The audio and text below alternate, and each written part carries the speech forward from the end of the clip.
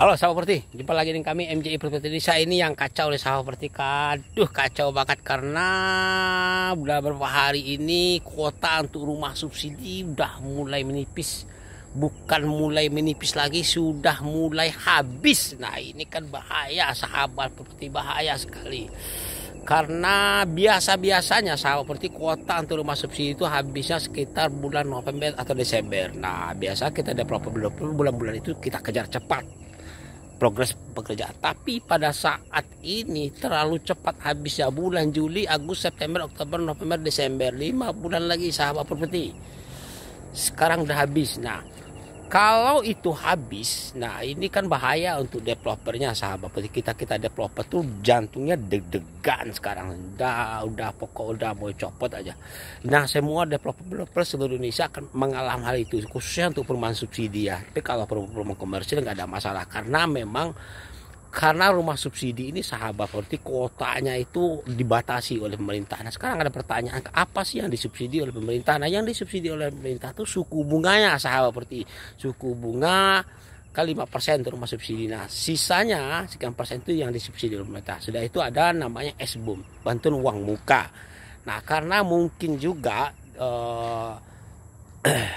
menurut prediksi kami karena APBN, beban APBN-nya terlalu tinggi mungkin ya pada saat itu. Tetapi kita tidak bicarakan hal itu masuk ke ranah politik ya. Tapi yang kita bicarakan di sini akibat dari tidak bisanya, akibat kuotanya habis, maka developer khusus untuk perumahan subsidi tidak bisa jualan. Kalau tidak bisa jualan, maka yang akan terjadi akan khusus dampaknya akan sangat besar sekali sahabat Properti, terutama bagi teman-teman developer yang selama ini dia punya hutang ke bank misalnya, atau artinya bisa jadi tadi ada developer yang gagal bayar. Nah ini gagal bayar ke perbankan.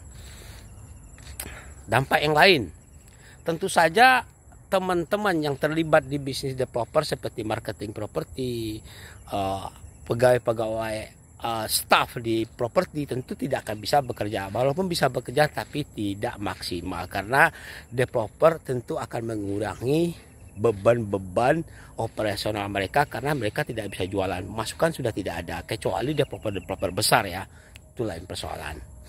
Dan dampak sosial yang lain sahabat Properti tentu saja tukang-tukang mulai menganggur, karena bisnis properti ini banyak sekali untuk tingkat bawah itu banyak sekali membawa akibatnya tidak ada bisnis properti.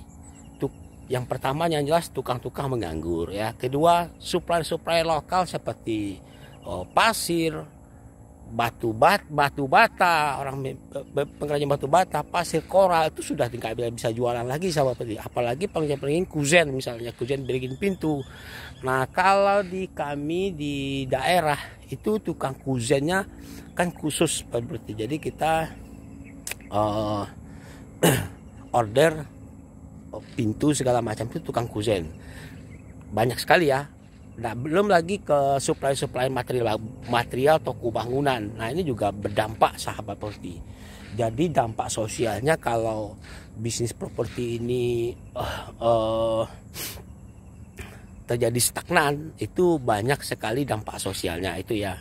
Tapi mudah-mudahan kemarin kita telah mendengar bahwa ada persatuan asosiasi dan asosiasi perumahan subsidi di Indonesia, misalnya RE atau Apersi, mengajukan permohonan kuota untuk ditambah oleh pemerintah. Nah mudah-mudahan ini bisa terwujud sahabat Properti ya. Kalau kuota itu bisa ditambah oleh negara, oleh pemerintah, maka kita sebagai developer bisa bergairah lagi, bisa bekerja lagi, dan dan tentu saja ini berdampak juga kepada tukang